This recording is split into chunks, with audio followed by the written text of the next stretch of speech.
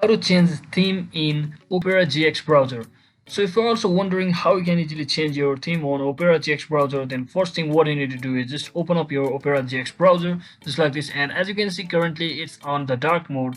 So if I were to change it to theme, light theme, what I will be needing to do is just click on this Opera icon at the top left corner and simply click on this, scroll down and click on this settings. You can also Alt plus P on your keyboard to simply toggle it on to this section. So once inside here, you can see there's an option called the light. So if you choose auto, it will automatically change it according to your system. That means your device's theme.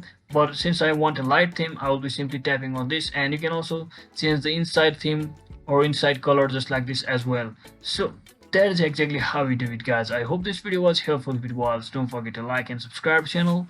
See you on the next one.